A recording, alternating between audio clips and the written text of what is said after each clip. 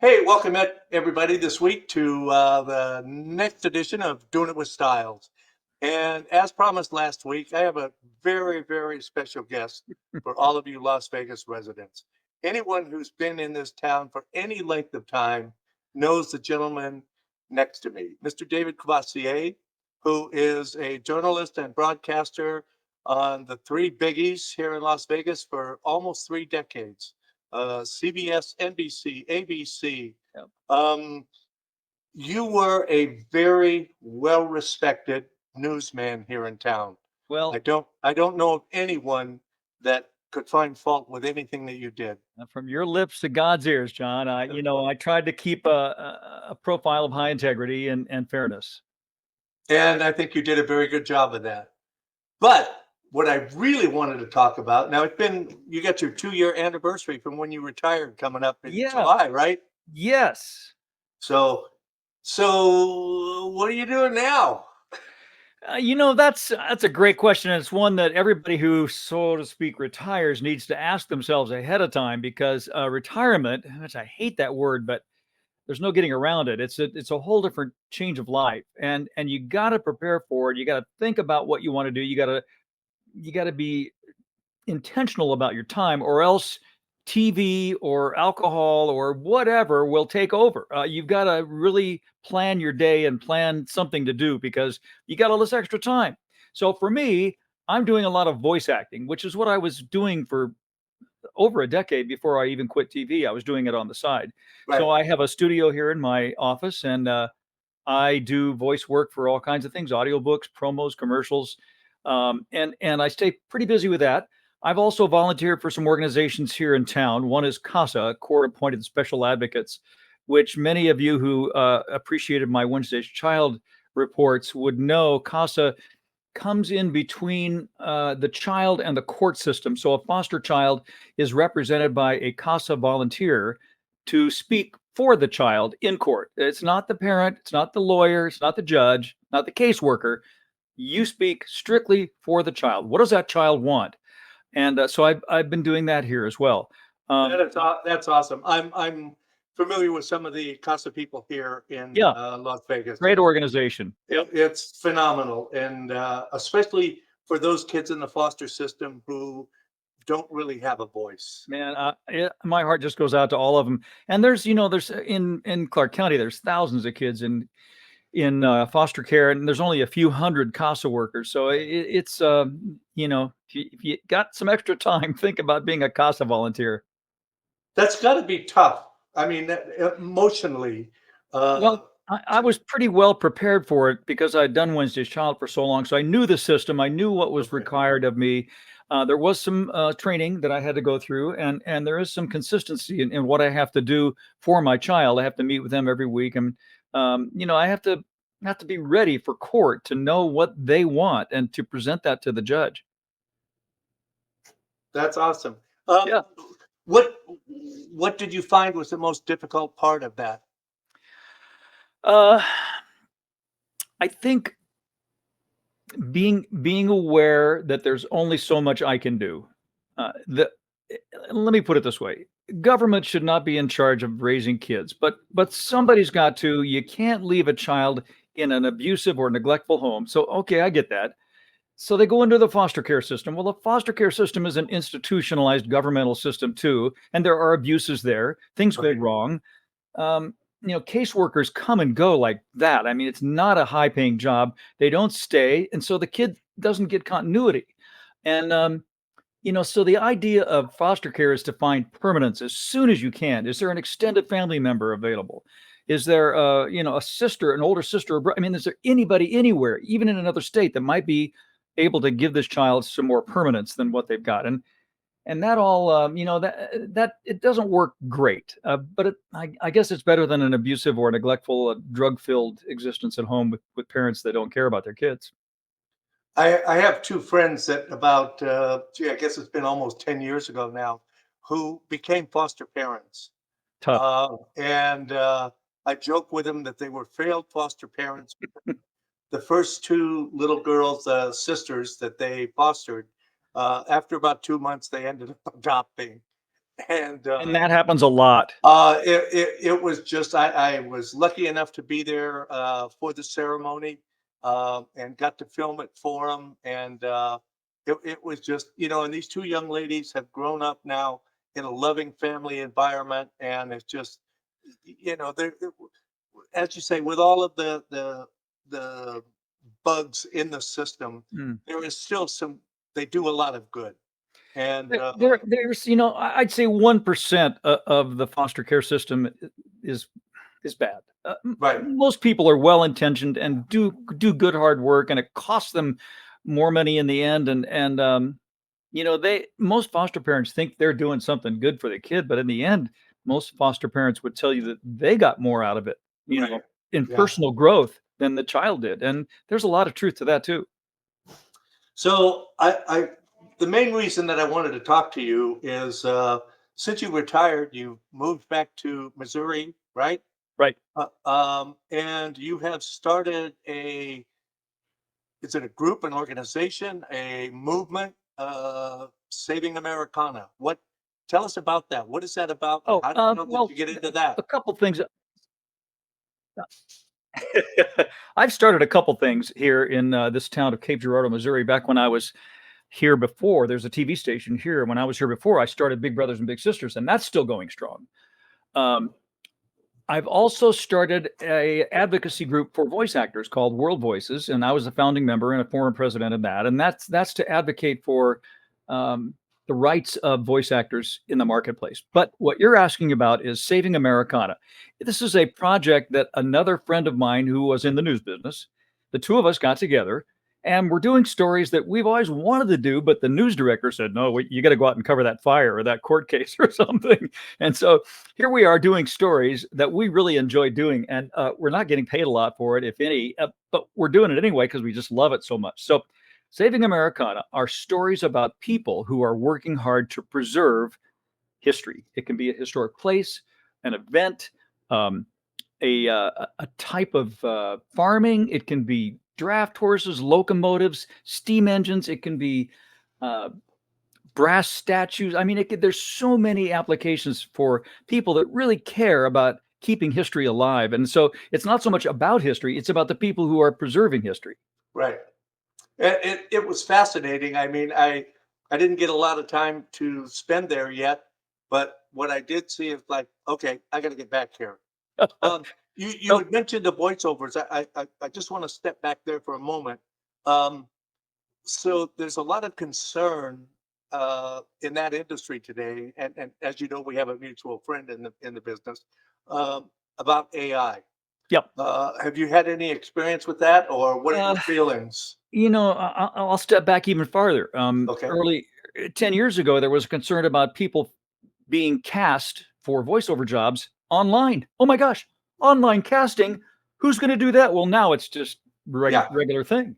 So now AI comes along. And again, it's upsetting to the business, not just for voice actors, but for photographers, web designers, uh, people who are doing drawings. It's it's it is upsetting, and it is finding its way into the bottom line for a lot of voice actors. For instance, e-learning is something a lot of voice actors do. It's pretty simple. It pays fairly well. It's the corporate world where you Right. lend your voice to a presentation. It can be a slideshow, or it can be a product, event or something. So those that genre lends itself well to artificial intelligence voices or Sure. synthetic voices.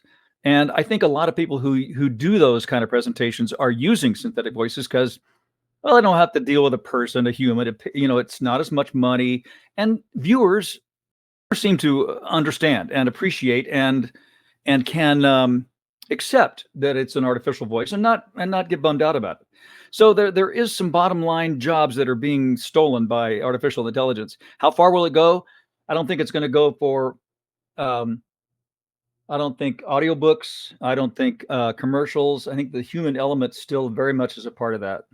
Well, it's like anything else, any new technology or anything that has come along in our lifetimes Scary. is uh, initially until we figure out what we need to do with it, how to use it properly. It's a tool.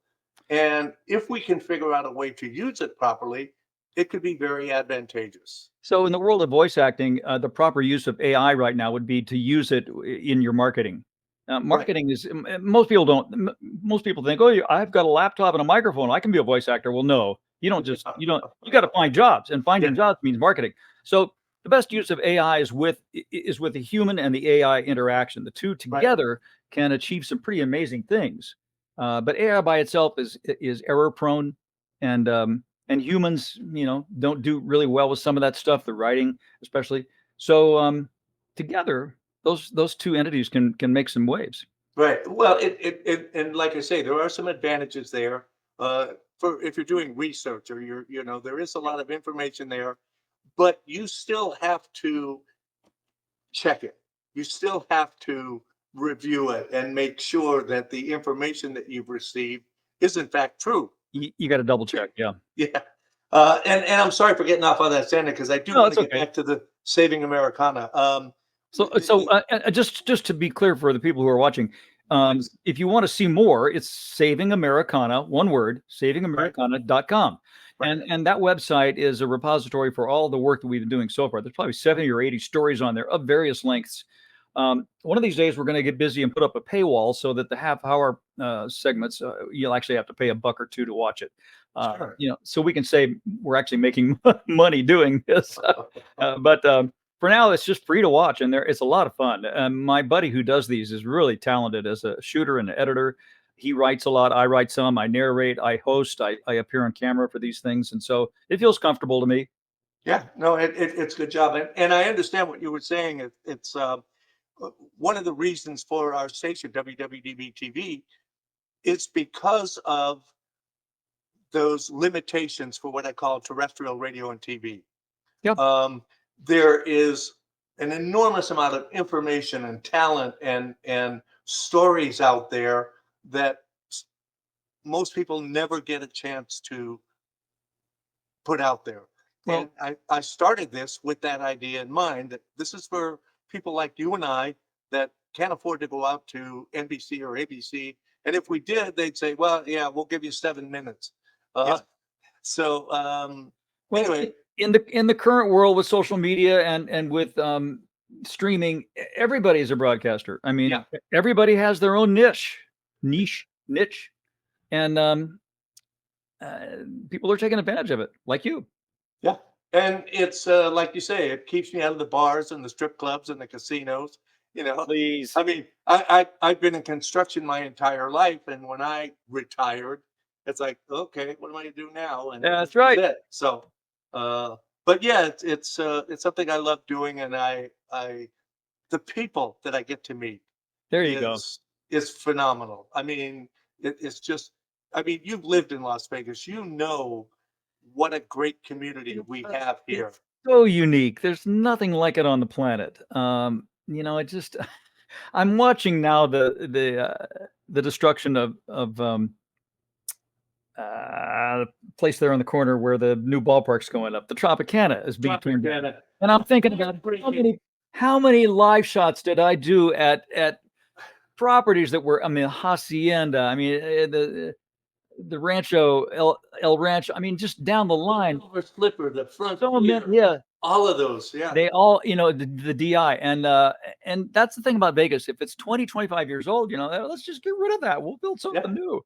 And it's unique that way. Plus, it's right on the cutting edge of so much technology because of the shows. Right. So it's yeah. I miss Vegas. I really loved it there.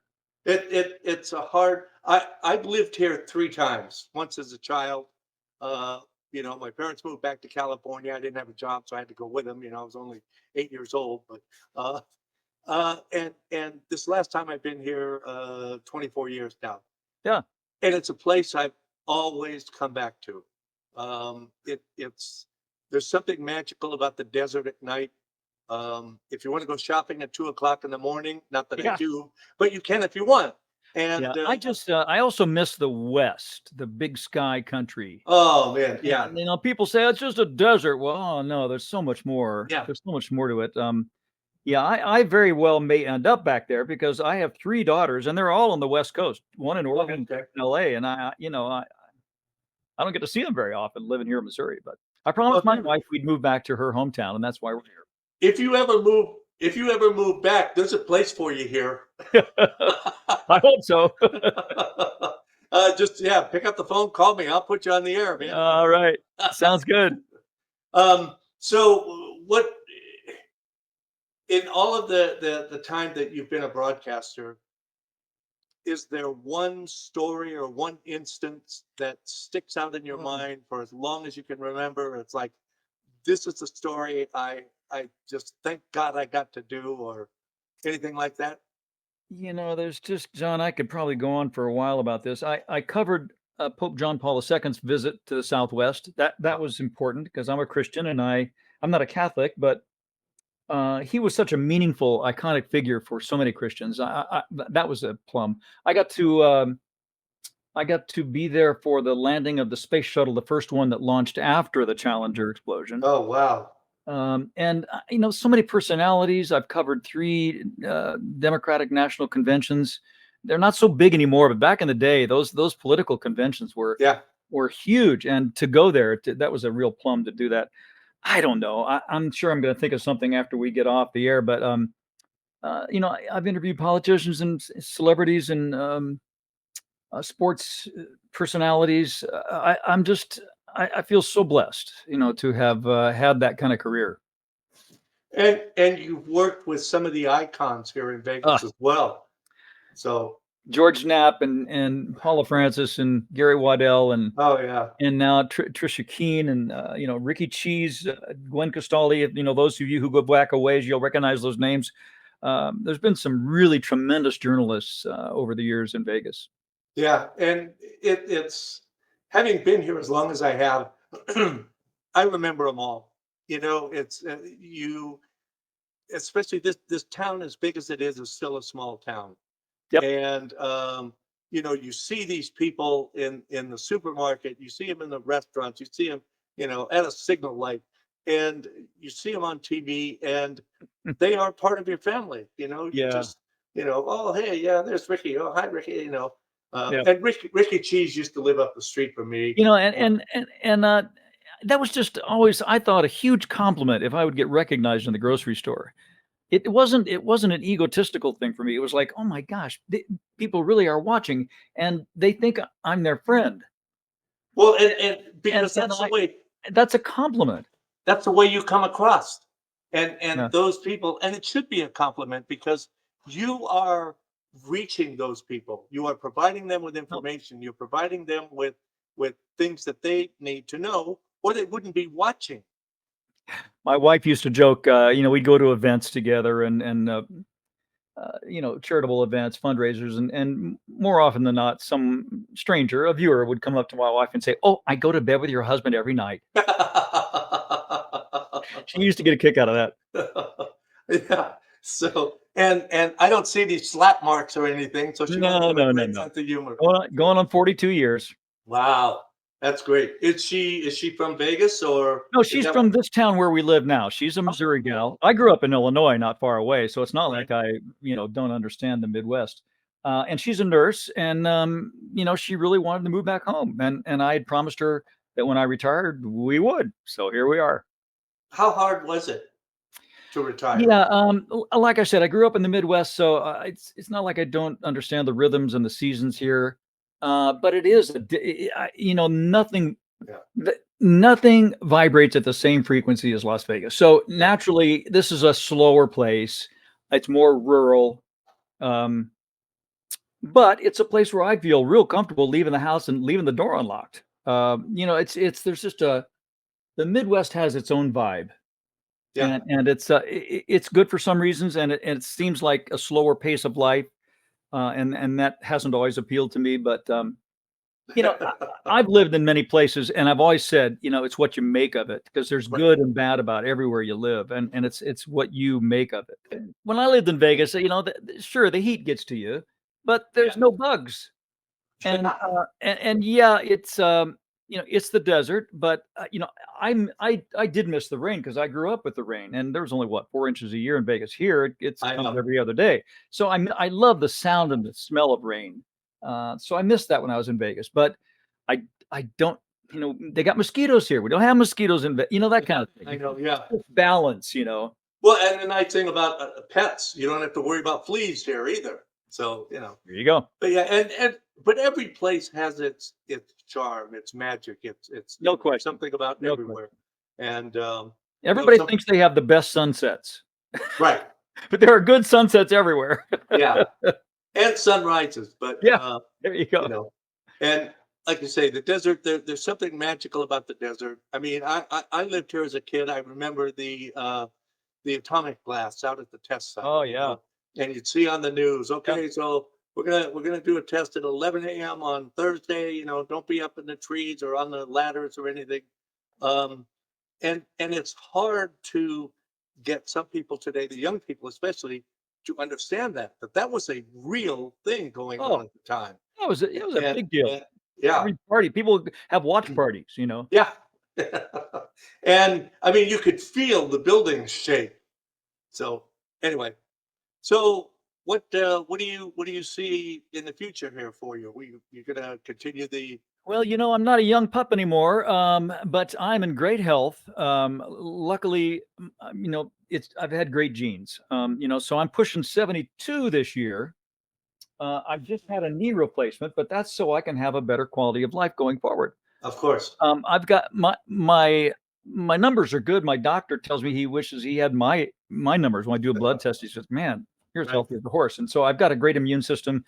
I like to stay busy. And I like to throw myself into new things. I've always been into trendy things, and whatever else is new, especially with technology. I love embracing new trends, and so that keeps me pretty occupied. The AI Right. thing is, I'm really into that. I've been looking into all the prompts that it takes to learn how to use AI correctly and how it can be applied to different, especially voiceover and marketing. Right. Right. So, I find plenty to do, but I think there is a part about voiceover and retirement that I'm really finding a niche. I mean, I am slowing down a little bit, and it feels good. It's okay. It's okay to put my feet up and Right. enjoy my cats. And it's not like I have to be busy all the time. I don't. Right. Well, you can make your own schedule for the most part. Absolutely. Yeah. Yeah, Yeah. and I find that's the one thing I love about doing what I do is I can decide whether or not I want to do this, ahead of time. Yep. Yep. And And you it's start prioritizing because you do yeah, see the end of the line, and you go, well, now what's important? Do I really want to waste my time doing this? Or right. should I be doing this instead? And so it does kind of sift out the things that are unimportant. I've been going through. I'm a pack rat, so I keep everything, and I've been going through all that because I don't need to keep that stuff in the basement anymore. Uh, so I'm going through it, and I'm sifting it out, and because what are my kids going to do with that? I mean, Right. I went through um, I'm sorry, I went through a bunch of stuff my parents had, and we just ended up making a big bonfire because it was important to them, but it wasn't to us. I mean, we Yeah. we did save something. It is a new challenge, and that's retirement. I approached it with a lot of trepidation because I just didn't want to turn into a grumpy old man, and I'm just not going to let myself do that. So what else do you have any hobbies? You got anything You that know, you in the last couple of years, I've tried to take up a couple of hobbies. One is harmonica. Believe it or not, really? yeah, I've always wanted to know how to play harmonica, and I've also been trying to teach myself freehand drawing as well. My grandfather was a pretty well known poster artist in Switzerland, Wow. and I'm trying to see if I inherited that gene or not. My sister is an art teacher, and I kind of like dabbling in paper and pens, and I'm messing around with that to see how good I am at freehand drawing. Cool. So, like I said, you gotta find things to keep you occupied. If, And if, if you like harmonica, I'm going to suggest you look up Lee Oscar. oh no, but yeah, he's great. Oh, he's phenomenal. Yeah, I got a I yeah, I got my honer here. okay, cool. I got a honer. C, key of C. I'm not going to play anything for you because I'm not that Oh, good yet. man. No, no, no, no, no. But Yeah, I'm really enjoying that. And so, yeah, these are the things that I kind of always had in the back of my mind that I couldn't do because I was too busy, and now I can. So, Yeah, that and I get you there. Um, I'm going to be 77 this year, and this is something I've wanted to do my entire life. I there mean, you go. I went to Hollywood High School, so I kind of Ah, grew up in LA and around that, and you just life gets in the way sometimes, and so when I retired, I decided, okay, that's what I'm going to do, and good for you. I'm in the process I'm almost at the point where I'm going to make a movie. I have some independent filmmakers here in Las Vegas that I've worked with that are just, I'm telling you, these guys, in 10 years from now, their name is going to be all over. They are just, I love I it. hate them. I hate them. I hate them. Uh, they're just so talented, and they've done 3 Yeah, films so far, and they do it all. They write, they direct, they film, they isn't edit, that amazing? It's just so the whole thing. wonderful. And that's what I was saying earlier, that there is so much talent here, and it's I wish that I could have more of a venue for those people, and And I'd say you're doing pretty well for yourself, my friend. At well, 77, you're living the dream, buddy. but it's all the drugs I took in the 60s, you know. No, no. but but I am. It's I just I love it here. I love where I live. I love the people, and getting to do something. This is not a job. Oh, It's a passion for me. It's something that I I started out at 3 o'clock in this morning. I've been at the studio all day. I finished up at 4 o'clock and then jammed home because I have a little studio in my home yeah, I do that too. I Yeah. do. And so yeah, it's like and getting to meet people like yourself, it's just Well, I you are love too it, kind. You and I know, cannot the go ahead. world's so full of great people, and it's a shame to spend your time, well, first of all, on social media spewing hate, because it's just such a waste. And Yeah, I'm a positive person, and I believe in positive and acceptance, and I'm just not going to waste my time trying to get into an argument with somebody online about politics. That's what you asked me beforehand. What do we yeah, not want to talk about? I said I don't want to talk about politics. I yeah. mean, I have my own beliefs about things, and I give money to the causes I believe in, but I'm not going Sure, to talk about it online. That's private to me. That's right. private.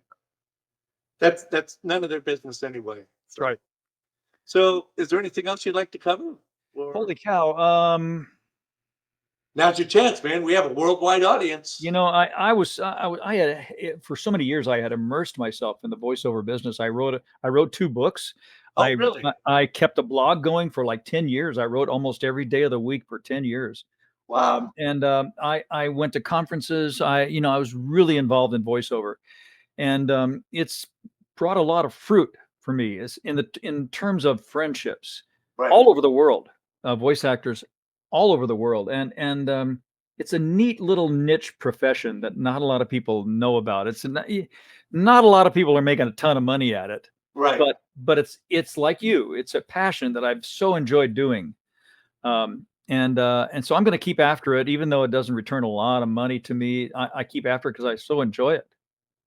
Well, it's I have a saying that when it stops being fun, stop doing it.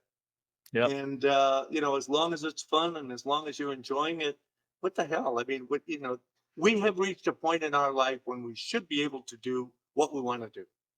You You know, think so? yeah, yeah, yeah. Well, And we're what my wife wants me to do. well, that's of course important Yeah. all the time. So, Uh, Dave, we're going to wrap it up, and stick with me until after we close this off, and we'll chat for just a second. okay, Um, Thank you again from the bottom of my heart, and just John, for thank you. It's oh, great getting to know you and hear about your work, and kudos, man. Just go thank you. for it. Keep it up. If there's anything that you need or anything out here or whatever, just send me an email, pick up the phone, call me, and I'm happy to help out, man.